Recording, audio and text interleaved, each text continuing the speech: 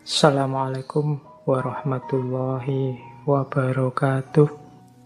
Baik, kita lanjutkan sekarang. Kita mulai dengan prinsip-prinsip etika tanggung jawab. Yang pertama adalah prinsip menolak totalisasi. Menolak totalisasi itu mudahnya menganggap semua orang sama dengan perspektif kita. Jadi kita tidak peduli dia mikirnya bagaimana. Pokoknya kita kategorikan dia sesuai pikiran kita. Kita menggunakan standar yang sama untuk semua orang. Ini namanya totalitas. Jadi kita mereduksi orang dalam kerangka pemikiran kita. Ini namanya totalitas. Padahal kata Levinas, kita dan orang lain itu harus ditegaskan bahwa kita ini berbeda. Jadi orang lain itu punya jati dirinya sendiri, punya keinginannya sendiri. Orang lain itu punya hasratnya sendiri, punya cara hidupnya sendiri, punya cara pandangnya sendiri. Nah, ini yang sering dilupakan orang. Kita itu sering usil dengan cara hidup orang, pandangan hidup orang, gaya hidup orang. Usil kita di mana? Kita menggunakan kerangka berpikir kita untuk memvonis dia. Ini tidak etis, katanya Levinas. Ini yang disebut totalitas. Jadi ini termasuk jenis kekerasan pada orang lain. Jadi kan sering kan ada kasus-kasus semacam ini. Ada budaya tertentu yang tidak dihargai, dilecehkan, kemudian rame, viral, jadi kasus tertentu. Nah ini kenapa? Karena melakukan totalisasi tadi. Ya kita memang manusia yang punya prinsip, punya kebenaran, punya kerangka berpikir. Tapi orang lain juga punya yang tidak selalu sama dengan kita. Kita membaca orang lain dengan kacamata kita, ya tentu saja tidak pas, tidak cocok. Mentang-mentang saya tidak suka tidak suka kopi, misalnya saya bilang, Takmir, tidak usah nyediain kopi lah, teh saja lah, lebih sehat kok. Atau air putih saja ya minggu depan, air putih itu lebih sehat. Dokter juga bilang begitu. Ini namanya totalisasi. Memperlakukan orang lain secara sama, semuanya dengan perspektif kita yang satu itu.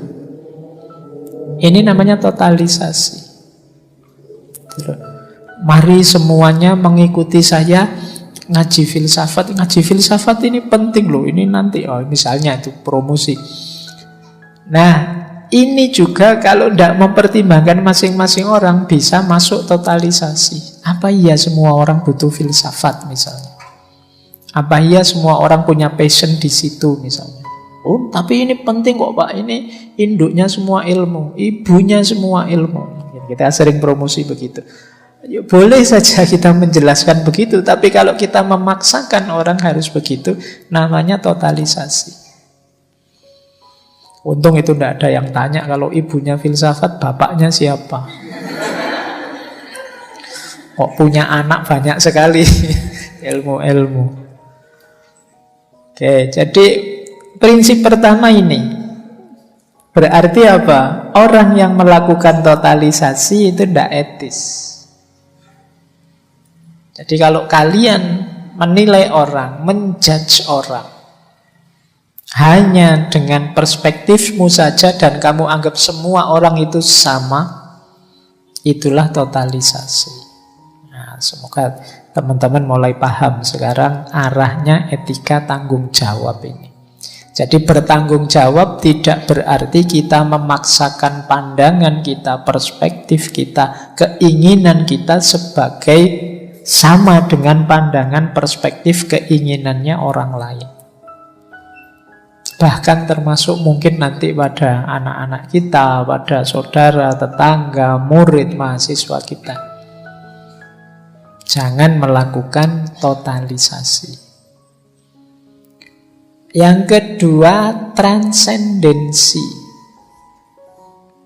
Kalau totalisasi tadi mungkin lebih menghargai dia. Kalau transendensi ini bahkan lebih jauh dari itu. Jadi, aku keluar dari diriku tidak sekedar untuk menyeberang. Menyeberang itu trans. Tapi juga untuk naik. Makanya istilahnya transendensi.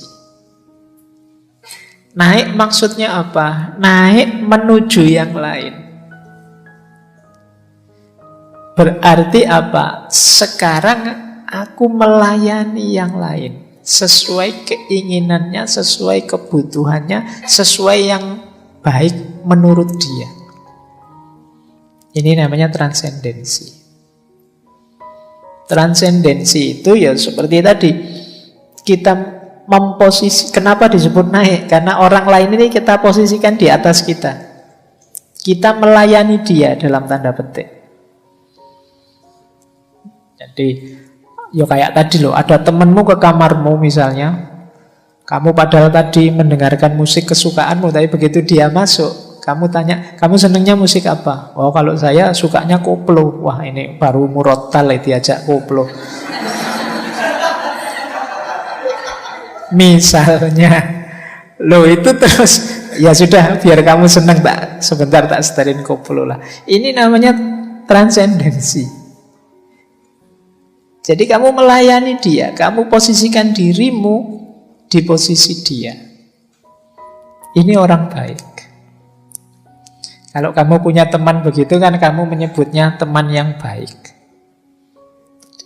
Ini yang dilupakan oleh para filosof. Baik itu ya berhubungan dengan orang lain. Tidak hanya di luhurnya konsep atau kesenangan yang diperoleh. Tapi sejauh mana seseorang bisa mentransendensi dirinya di hadapan yang lain. Jadi kalian memposisikan dirimu tinggi. Jadi tinggi dalam arti setinggi orang lain yang ada di depanmu. Kamu melayani dia, hadir untuk dia. Ini prinsip kedua. Prinsip ketiga, etika tanggung jawab itu hubungan yang asimetris. Ini menarik. Kita selama ini selalu bilang kesetaraan.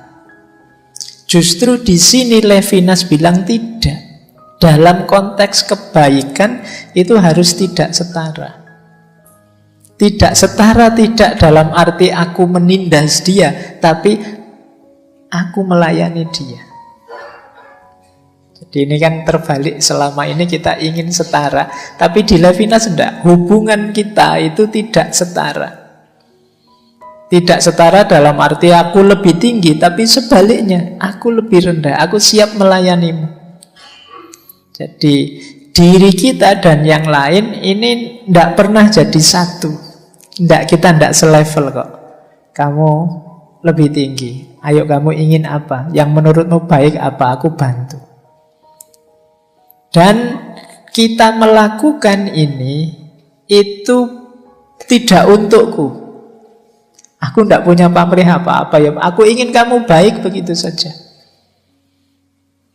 Jadi ini yang disebut hubungan asimetris. Makanya tadi saya sebut ini nanti puncaknya tetap ada pada cinta. Jadi ketika kita peduli pada yang lain, ketika kita menomorsatukan yang lain, ketika kita melayani yang lain, ini dalam konteks bahwa aku tidak ada pamrih apa-apa kok. Fokusku memang hanya pada dirimu.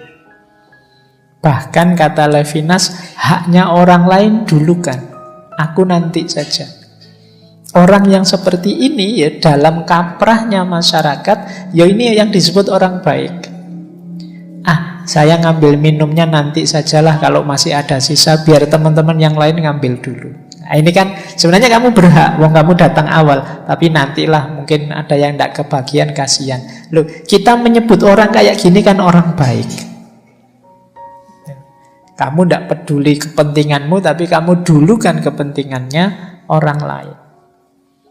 Bahkan dia lebih bertanggung jawab pada temannya, pada orang lain tadi dibandingkan pada dirinya. Kalau temannya datang, sudah makan? Belum.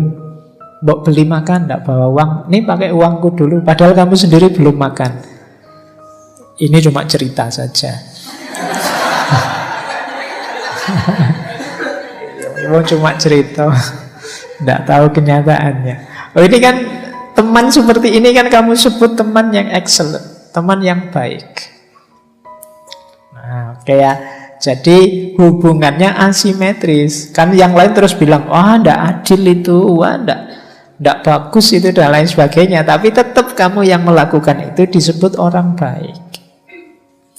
Kalau simetris saja, ya pertimbangan hak, pertimbangan balasan tadi, pertimbangan tanggung jawab tadi, ya setara saja. Kalau setara saja, tidak ada yang disebut orang baik, ya biasa saja, memang itu haknya. Tapi kebaikan itu ya ketika orang melayani yang lain.